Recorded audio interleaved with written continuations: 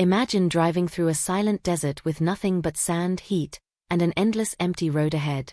Now imagine that within seconds, that quiet road turns into a deadly battlefield. A group of soldiers thought they were simply dealing with another routine convoy mission. They joked with each other, argued about small mistakes, and even talked about the dreams they once had when they first joined the military. But what they didn't know was that danger was already waiting for them in the desert. And when the first gunshot finally rang out, everything changed. The scene opens with a military convoy slowly moving across a harsh desert landscape. The sun burns overhead while armored vehicles roll along a dusty road surrounded by rocky hills and endless sand. Inside the convoy, the soldiers listen carefully as a voice comes through the radio.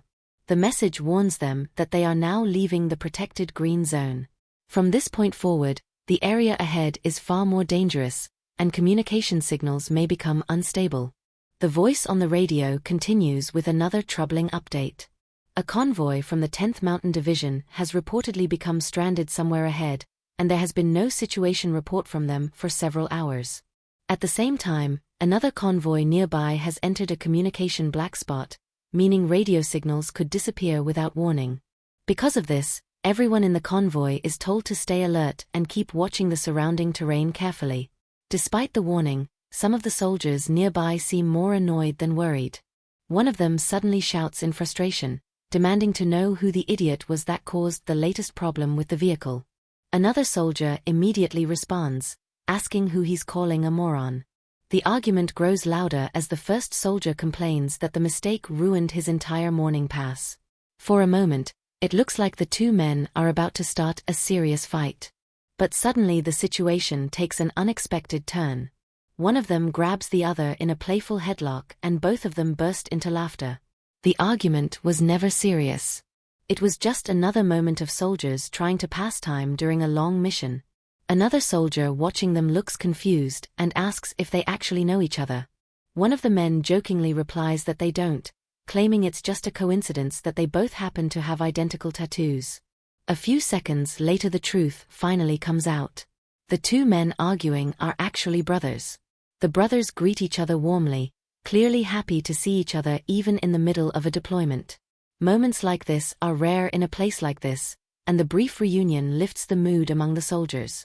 After the laughter fades, the older brother walks over to inspect the damaged truck that caused the argument in the first place. He examines the engine area for a moment and quickly figures out what went wrong. Someone had poured stop-leak fluid into the radiator system. He begins explaining the issue almost like a science lesson. According to the laws of thermodynamics, heat energy cannot simply disappear.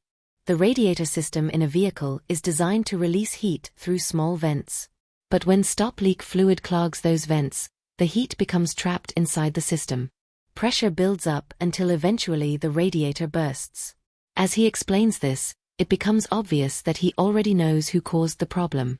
The younger brother casually admits he might have been responsible but doesn't seem very concerned about it. He shrugs and says it's just another broken truck in the middle of the desert. The older brother is clearly frustrated, but the younger brother explains why he feels that way.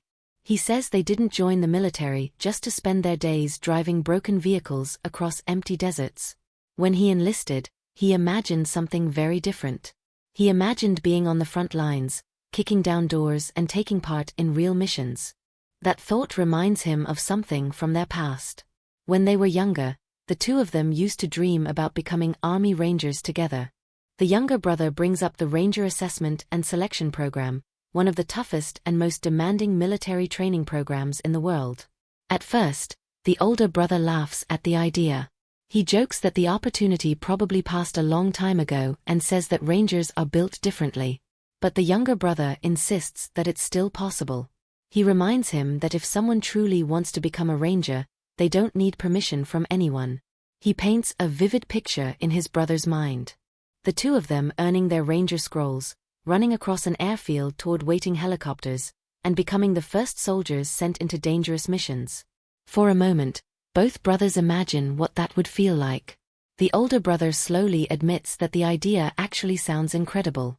After thinking about it for a moment, he finally agrees. If his younger brother is serious about trying, then he'll do it too.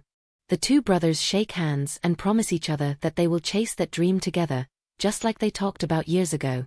Around them, the convoy prepares to move again. One of the soldiers calls out that they need to finish fixing the vehicle quickly so they can get back on the road. The older brother says he just needs to add coolant to the radiator. Another soldier offers to handle it instead and jokingly tells him to take a break. For a moment, everything feels calm again. The soldiers laugh, talk, and prepare to continue their journey through the desert. But that peaceful moment doesn't last long. Suddenly, a loud voice shouts across the convoy, "Incoming fire!" Gunshots erupt from the rocky hills surrounding the road. Bullets tear through the air as soldiers immediately drop their conversations and rush for cover behind the armored vehicles. The quiet desert road instantly transforms into chaos. Orders are shouted, weapons are raised, and the convoy that had been joking just seconds earlier is now fighting for survival. The two brothers who had just promised each other they would become army rangers now face a much more urgent challenge: staying alive. No one knows how many attackers are hiding in the hills. No one knows how long the ambush will last. All they know is that escape is no longer guaranteed. And as the gunfire echoes across the desert, one question still remains. Was this just a random attack? Or had the convoy been deliberately lured into a deadly trap?